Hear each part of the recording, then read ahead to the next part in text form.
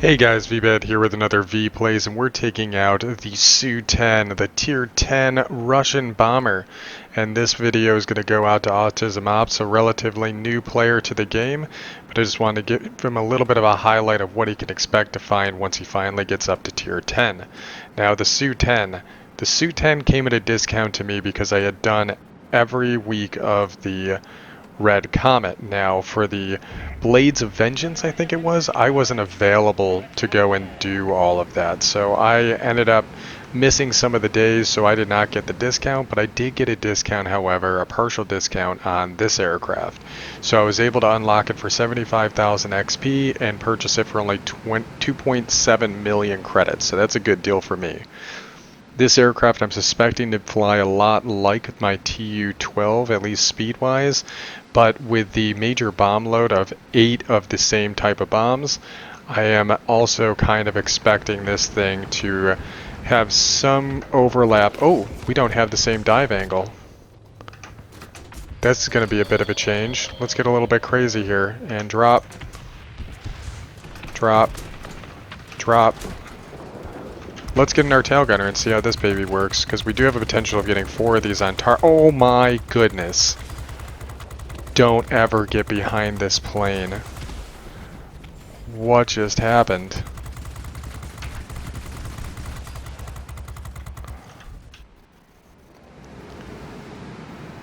That was monstrous. This thing has 4 20mm cannons it can bring to bear against the enemy. It is vicious. Whoa. We do have a longer reload time. The aircraft does not have the same dive bomber characteristics, which I kind of expected. This is going to be way more reminiscent, I think, of an RB-17 with a really nasty tail gunner that you almost want people to chase you in.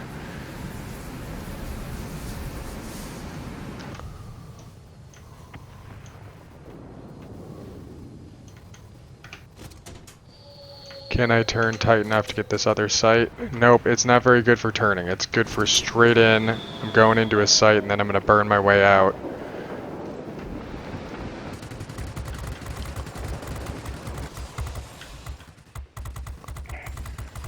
Look at that torrent of fire.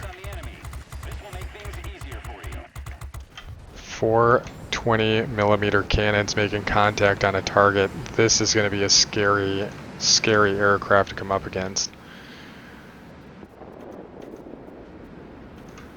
We do have a much longer reload, and that's kind of the sacrifice we're making for having a longer bomb load, but man, what a nasty piece of machinery. Something you definitely can't overlook. Now there was some changes to bot mechanics. If I say attack that, yes, I will have a player acknowledge and they're going to come in and attack that aircraft. That is neat.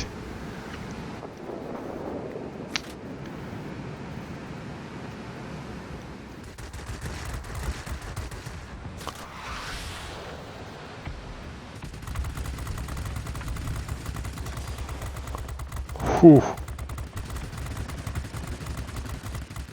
That damage output from these 20mm cannons is impressive. Very impressive. Bombs are back up. Let's head to the command center and see what we can do.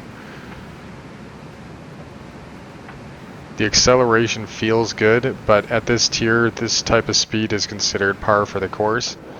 We are able to get ourselves up over 500 fairly easily, 533 in the straight and level.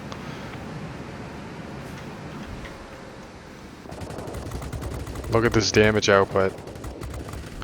Whew.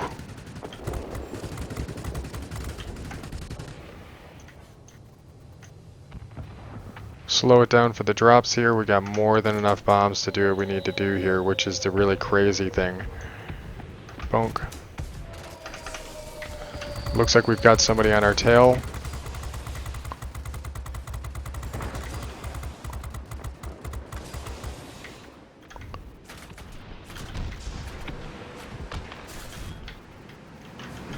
Taking some big hits from a heavy, but this aircraft is still going to be vulnerable to fire from big aircraft like the Javelin, so that is to be expected, and it is a good sign, I think, for balancing.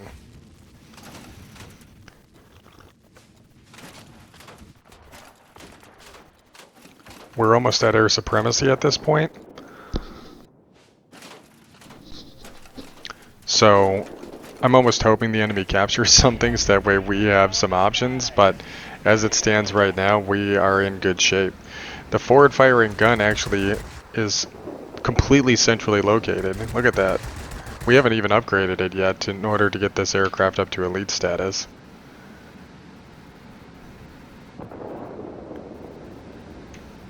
I kind of want to take it back into the foray because those tail gunners were just incredible.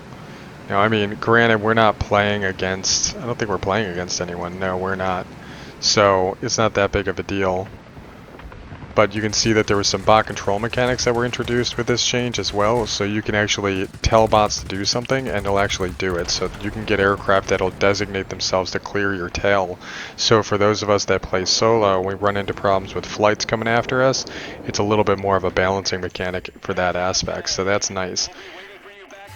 You can designate targets, you can designate zones, and you can also ask for assistance.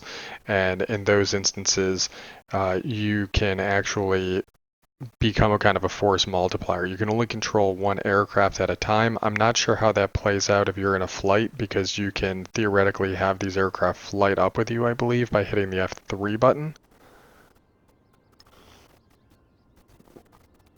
But let's take a closer look at the aircraft now that we're back into the hangar. You can see here that the aircraft did a decent amount of ground damage and we took out 8 ground targets, but I'd say most of the work we did was with these nasty tail gunners. Look at these things. And our gunner isn't even at 100% because I borrowed him from another aircraft with only 2 skill points, so we got some ways to go. We also haven't fully upgraded the airframe. I'm willing...